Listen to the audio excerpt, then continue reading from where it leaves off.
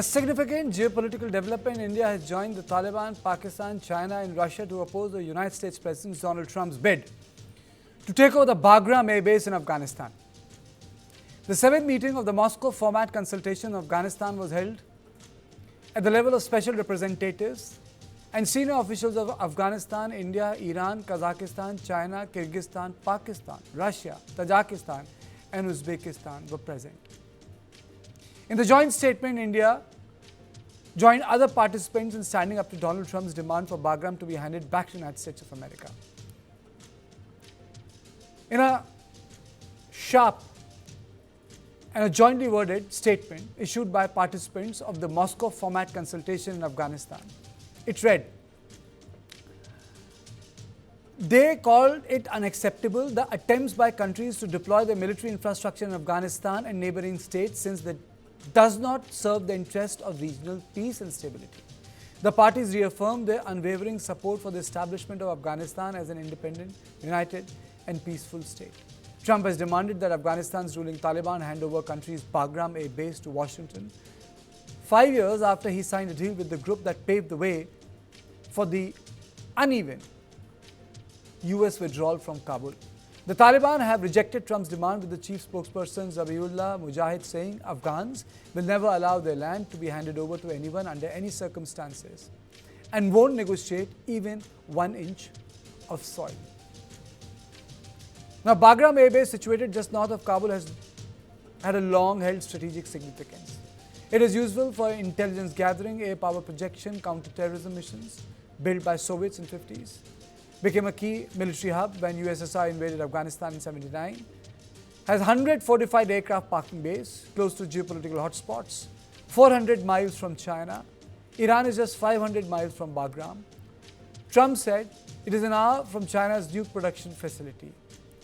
And this is happening when, in a historic first, Amir Khan Muttaqi, acting foreign minister of the Taliban regime, is set to visit India after UN Security Council allowed him to travel to Delhi from October 9th to 16th. Muttaqi is on the list of sanctioned individuals applicable to Taliban leaders under the UNSC resolution of 1988. On this issue, I am joined by Dr. Tara Kartha, former Director, National Security Council Secretariat, and Major General Rajan Kochar. Thank you so much for joining me. Dr. Kartha, my question to you is, why do Americans want it back? I mean, so they left everything in a hurry. Yeah, it's a little difficult. And how do you explain India's position, madam, now? Yeah, that is actually the most interesting part. The fact that India sat with Pakistan and China and the rest of it, right? So that is pretty unusual. But that separately. In terms of Bagram, I mean, we all know it was an important base, and you just gave an excellent outline. The fact, I think, that even the raid on Bin Laden went via Bagram. I mean, those aircraft which went into Pakistan, they went via Bagram, then to their jump-off point, and then into. So it's a very, very strategically located place. The trouble is, you never know what Trump wants. He may say, actually talk of A when he wants B. During the time they were in Bagram, I mean, when they were there from 2001 to 2021, that's a long time, right? And they built a massive base, there's no doubt. I mean, they have everything there that they could think of, including, of course, prisons. During that entire period, nobody spoke of China. So why is it that suddenly he says, oh, it's just a jump away from China, and it's not that close. I mean, there are undoubtedly a bunch of Chinese weapons in, those silos which are in Jiangsu, in that, that area which is way away from any possible targeting by ship-based missiles. Those missiles are safe there. There's no doubt, which has recently brought out by satellite pictures by the Federation of American Scientists. So that everybody knows is there. I think it's about 100 missiles in one cluster, something like that. They're all spread out. That's true. But why is it that he's talking about it now? So I am not sure. This is some kind of bargaining going on with the Taliban themselves, trying to see what he can get out of them. Maybe he wants something else entirely. Because on the one hand, he's talking all the good things about China, but this is a very dangerous game. I also heard rumors that China may well take over Bagram. So let's, in this game, I mean, I'll come to that after that, but that's about what Okay. I have. Okay. General Kocher, your thoughts? What has happened? The India's position, the meeting that took place in Moscow, the way we have shifted our gears. Please put that in perspective, sir. Okay, thank you, Karthikeyan, and it's wonderful to be on a program, especially with Dr. Kartha also being there. Uh, uh, the most important aspect is, see, it's a principled stand. It has got nothing to do with America. It has got nothing to do with any other country.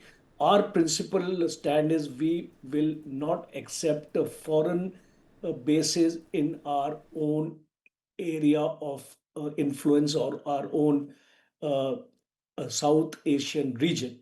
And it is not only India's stand, the Moscow Format Declaration had the consent of China, Pakistan, Iran, India, and all the Central Asian republics.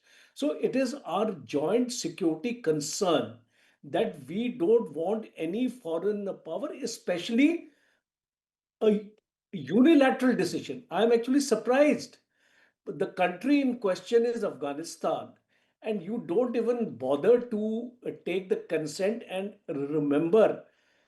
It is, I think, Donald Trump does not read history. If he will go back in time, he will understand that Afghanistan cannot be held without local consent. The Soviets or Russians have you felt that impact. The Americans also have to leave.